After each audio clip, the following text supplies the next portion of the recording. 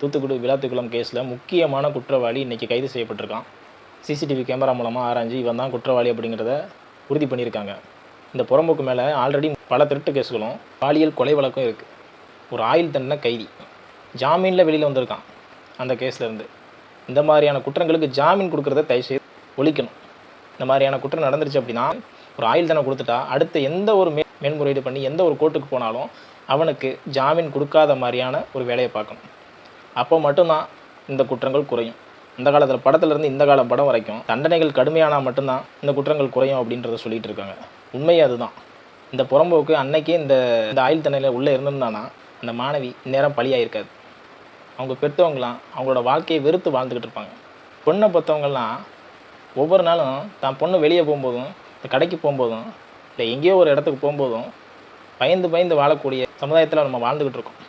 ஏன்னா இந்த மாதிரி புறம்போக்குகள் என்ன பண்ணாலும் வெளியில் வந்துடலாம் அப்படின்ற ஒரு மிதப்பில் வாழ்ந்து இந்த மாதிரியான குற்றங்களில் ஈடுபட்டு இருக்காங்க. ஏற்கனவே இந்த ஒரு குற்றத்தில் இருந்த இந்த புறம்போக்கு வெளியில் வந்த அந்த ஒரு மிதப்புனால தான் நம்ம இன்னும் மறுபடியும் பண்ணலாம் அப்படின்ற ஒரு தைரியம் அவனுக்கு வந்திருக்கு. யாரை குற்றம் சொல்கிறது? இந்த மாதிரியான பாலியல் குற்றங்களில் உள்ள போகிற குற்றவாளிகள் அவனுக்கு தினமும் 3 வேளை சாப்பாடு கொடுக்காம 1 வேளை சாப்பாடு கொடுக்கணும்.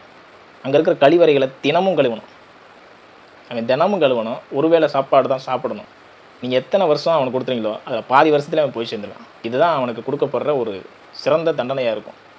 தயவுசெய்து இது மாதிரியான ஒரு கடுமையான தண்டனைகளை கொண்டு வாங்க. நன்றி.